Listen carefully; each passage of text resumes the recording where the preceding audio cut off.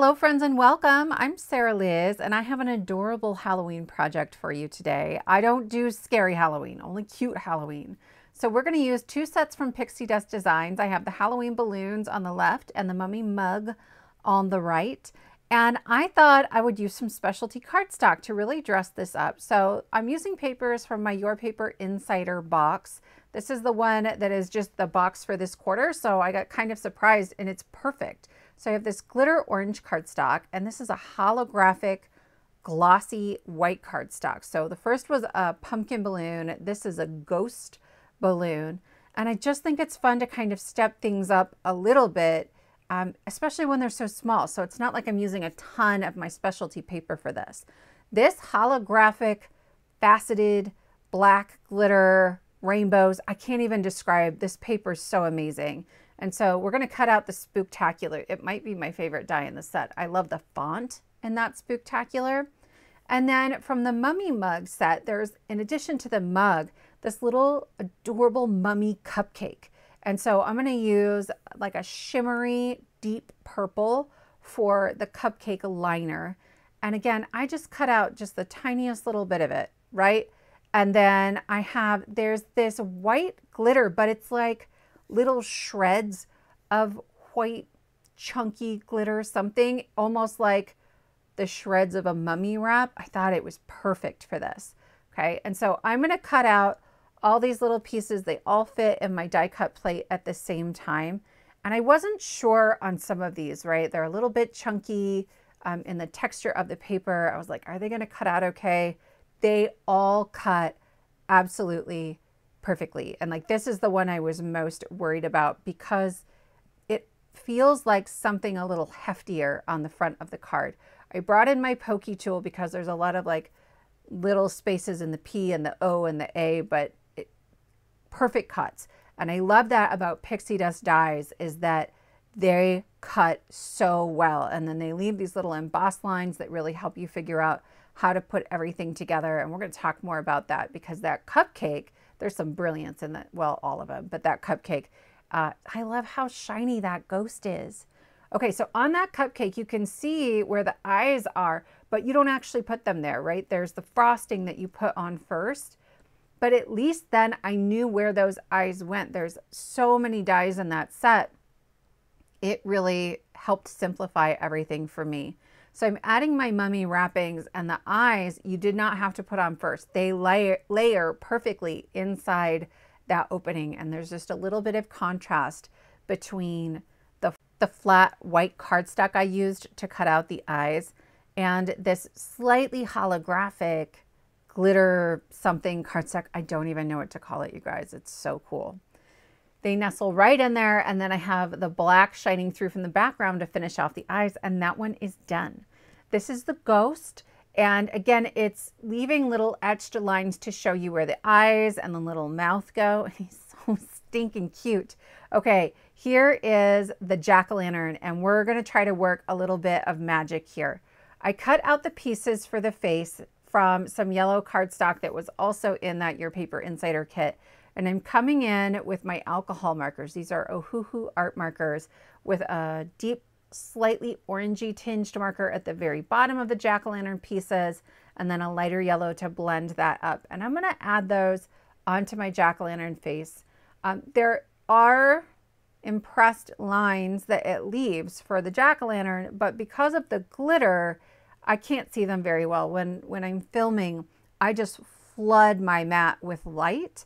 And so there aren't any shadows left, which is how you would find those etched lines.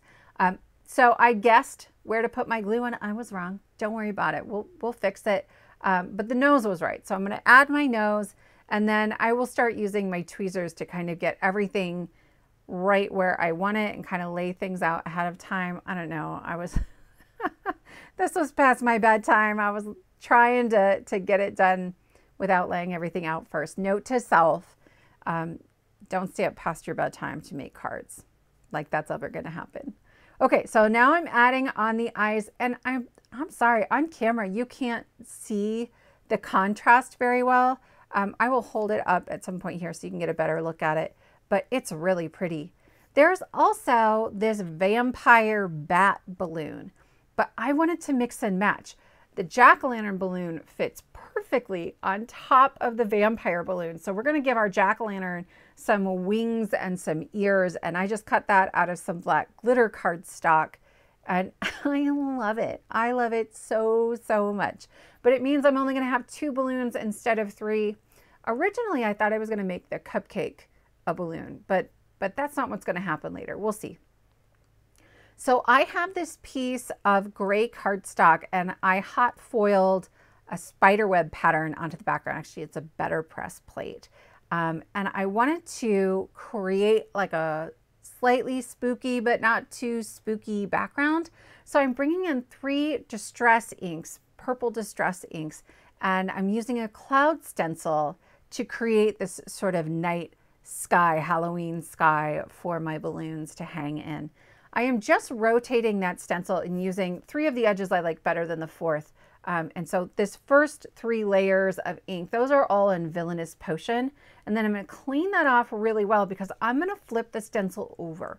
That way I get 3 more different layers and I don't feel like I have the same pattern of clouds happening over and over again. I'm going to do 3 more layers of clouds in Dusty Concord, which is, I don't know, slightly lighter version of Villainous Potion. I feel like they are in the same hue. This last one, I'm doing like a half a row of clouds. I sometimes try to line up like one cloud. You can see it here, one cloud with one that already exists so that I can get a different look out of it. This last layer is Seedless Preserves. And when I did that first bit, I was like, oh my gosh, that's really pink. But in the end, I love how that turned out. It's a nice contrast and another layer of depth because it is a little pinker than the other 2 shades. You could have gone maybe Wilted Violet in here, would have been less pink, but give you a similar effect. And so I'm coming in now, I'm getting close to the bottom, but I still wanted to give that the same amount of attention, space, if you will, that I did the other clouds. I'm trying not to get ink on my fingers or I wouldn't have so much trouble holding onto the stencil on top of my paper. At some point I give up. I just get inky fingers and that's fine. And then I'm going to come in at the very bottom. I like to do this to add one little edge and then to come in straight from the bottom just with a light hand so it doesn't feel like I forgot, right? That bottom doesn't feel unfinished. I love this, right? It's the purple clouds, I'm telling you. Okay, so here's a little close-up of our jack-o'-lantern bat vampire thing. And I've kind of laid everything out where I want it, but I decided to stack some things up. So I'm going to start by adding my inked up panel to my card base. This is just an A2 card base, so 4 1/4 by 5 1/2, and I'll use my wet glue there and kind of wiggle it into place. And then when I get to this Spooktacular, this font, I don't know what it is, but I absolutely love it. So I am just going to add glue. I cut out 2 extra layers from some heavyweight black cardstock, inexpensive black cardstock, and I am just going to layer those up. When I go to add glue onto a sentiment like this, I do not worry about getting it on every tiny little bit of that word. I'm aiming for the places that are going to be hanging out on their own. So the tip of that R, the edges of the S, the ascenders and the descenders, right? So the top of the K, the bottom of the P, those little places, and then the thickest parts. If it's a skinny little bit of something, I am not putting glue on that. And anywhere it looks like my glue got a little heavy, I just tap that off on the back of my hand so it doesn't ooze out too much as I'm putting everything together. I don't want any glue on my glitter cardstock. I don't want it to get dull when I do that. So I'm going to take the pokey end of my pickup tool and just kind of clean off some of those edges so I don't smear it later. And then I'm going to work on the layout for my card. Again, originally I thought I was going to do 3 balloons and I was going to turn that cupcake into a balloon. It's about the same size. And so I was going to steal the sort of bottom balloon piece from one of the others and kind of tuck it back behind there. But in the end, I was like, well, maybe it's my little cupcake holding her balloons. And I love how the bottom of the cupcake nestles right between the T and the L of Spooktacular. That to me, it just makes me happy. If you follow my channel, you know I do a lot of free printables where I'm sort of creating sentiments and arranging different fonts and that sort of thing. And so when something fits into the nook of our font, happy places. It's the little things, isn't it? For the jack-o'-lantern, I was able to add the string with some tape on the back just for placement. But for the ghost balloon, because it's really kind of narrow where that string attaches, I'm using a little bit of wet glue. It doesn't have to be perfect, right? We're going to glue everything down to the card base, but this lets me sort of pick the balloon and the string up at the same time and get my placement in the sky and behind my cupcake.